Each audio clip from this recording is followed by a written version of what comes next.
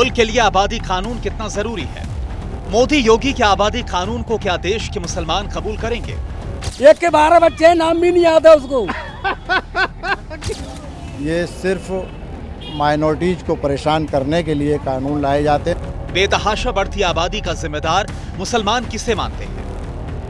कानून लाओ लेकिन किसी विशेष वर्ग का इसमें उत्पीड़न न हो। सियासी लोग ही ये अफवाह उड़ाते हैं कि मुसलमानों की जनसंख्या काफी तेजी से बढ़ रही है। ऐसा कुछ नहीं है।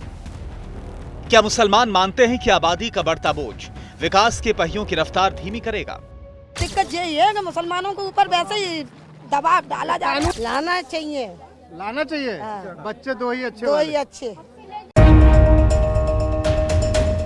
राजधानी दिल्ली से सटा यूपी का आगरा, वो आगरा जिसे मोहब्बत की नगरी कहते हैं, वो आगरा जहां दुनिया का 7वां अजूबा ताजमहल मुगल काल से शान से खड़ा है। आगरा के जर्रे जर्रे में मुस्लिम विरासत का इतिहास बहता है। बादशाह अकबर ने यहीं से दीन इलाही धर्म की शुरुआत की थी।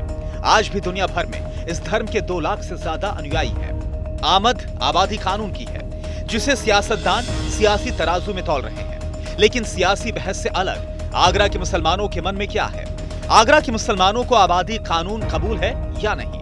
इन्हीं सवालों का तिलिस्म तोड़ने एम फैक्टर आबादी मीटर का कारवा जा पहुंचा आगरा। इंसानों को भी साथ अगर इंसानों का हो जाए, ये पूरा गुलिस्तां ही ताजमहल हो जाए। नमस्कार, मैं हूं श्रीनिवास और इस वक्त एम फैक्टर आबादी के कारवा के साथ मौजूद हूं मोहब्बत के शहर आगरा में। जी हां, उसी सवाल के साथ कि आखिर जनसंख्या नियंत्रण कानून पर क्या सोचते हैं आगरा के मुसलमान। तो चलेंगे आगरा के भाईजान के पास और जानेंगे उनका आबादी मूड मीटर। मुगल कालीन राजधानी रहा आगरा ताजमहल के लिए दुनिया भर में विख्यात है। यमुना नदी के तट पर बसे इस शहर का प्रमाण महाभारत काल से ही मिलता है। 1504 में दिल्ली सल्तनत के शासक सिकंदर लोधी ने इसे नए सिरे से बसाया और राजधानी आगरा शिफ्ट की। 1857 की क्रांति का गवाह बना था आगरा। जंग आजादी में अंग्रेज पलटनों को यहां करारी टक्कर मिली थी। चर्चे आबादी कानून के हैं। ऐसे में यह जानना भी जरूरी है कि आबादी के मामले में आगरा मुल्क को कहां टक्कर देता है। आंकड़ों पर गौर करें तो 2001 से 2011 तक आगरा की आबादी में 7.99 लाख का जबरदस्त इजाफा हुआ। 2001 में आगरा की कुल आबादी 36.20 लाख थी, जिसमें 19,61,282 पुरुष जबकि 16,59,154 महिलाएं शामिल हैं। 2011 में आगरा की कुल आबादी बढ़कर 44,19,000 हो गई, जिसमें 23,64,953 पुरुष जबकि 20,53,844 महिलाएं शामिल हैं। बढ़ती आबादी संकट का सिग्नल दे रही है। इस खतरे पर आगरा के भाईजान कितने अलर्ट हैं? पहला जवाब ताज नगरी के यमुना ब्रिज इलाके में मिला।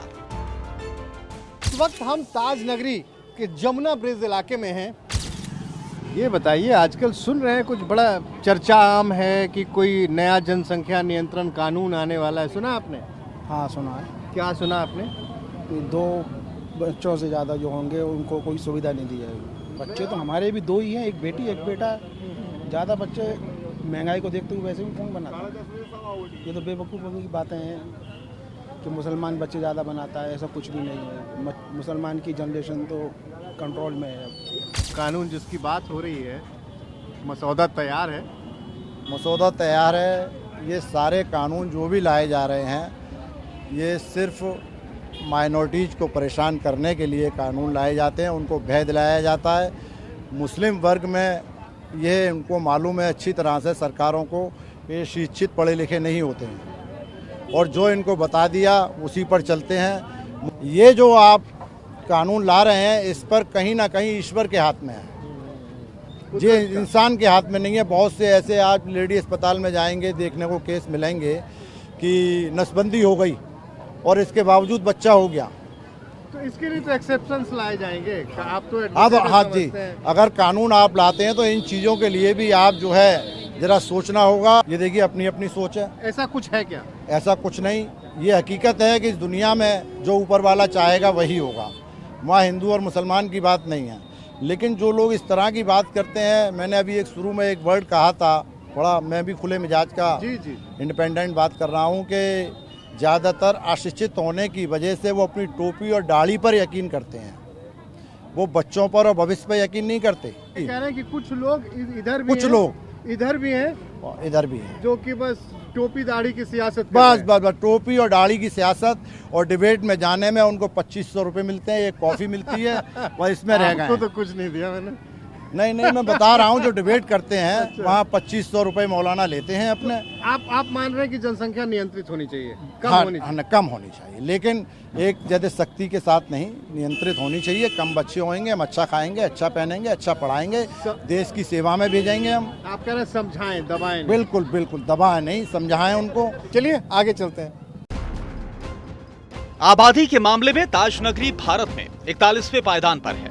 फिक्र यह भी है कि देश की तरह आगरा का आबादी मीटर आउट ऑफ कंट्रोल है।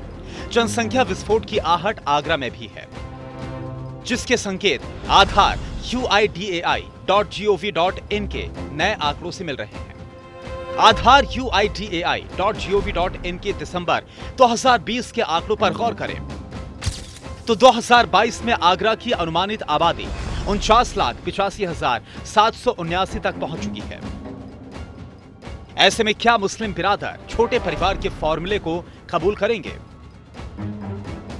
चर्चा हो रही है कुछ चीजों की कि जनसंख्या नियंत्रण पे कानून आएगा। जी सुना है आपने? सुना है। क्या सुना है? ये सुना है कि ये कह रहे हैं कि मुसलमानों के बच्चे ज़्यादा होते हैं, है ना।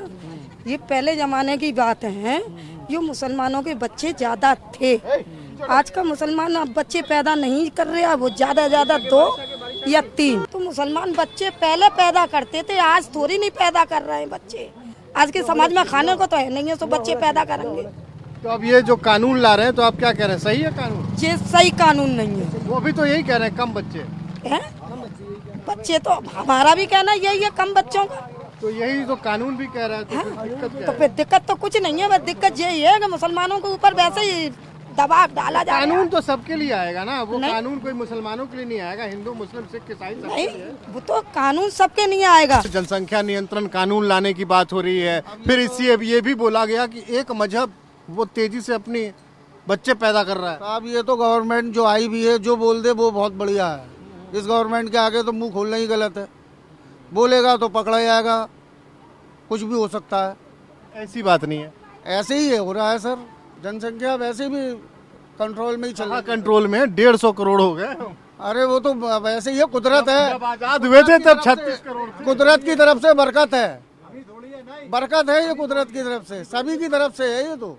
हाँ तो वही कह रहे हैं, हम भी समाज है पूरा हिंदुस्तान में, हिंदू मुस्लिम सब भाई भाई हैं। तो कानून सबके लिए आ रहा है सभी ना। के लिए, सभी कानून तो सबके लिए आएगा। तो सभी मानेंगे, फिर सभी मानेंगे, जो सब मानेंगे तो सभी मानेंगे। फिर तो आप में से यही समझ में आया, आप ये कह रहे हैं भैया कानून लाओ ना लाओ इससे समझ नहीं आता, बस यही है कि छोटा परिवार होगा, सुखी परिवार होगा। छोटा परिवार तो जनाब हम पहले ही कह रहे हैं कि शुरू से ही है। आज छोटा परिवार थोड़ी है, हिंदू मुस्लिम सभी की जनसंख्या बढ़ रही है।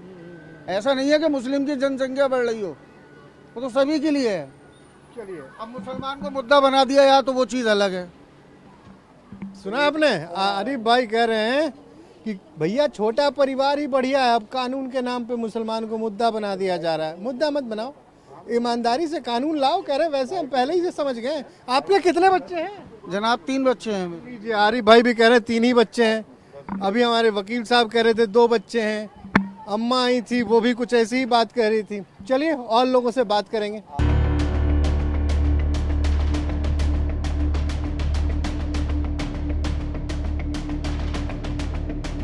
मोहब्बत की नगरी आगरा के मुसलमानों की नजर हर मूवमेंट पर है।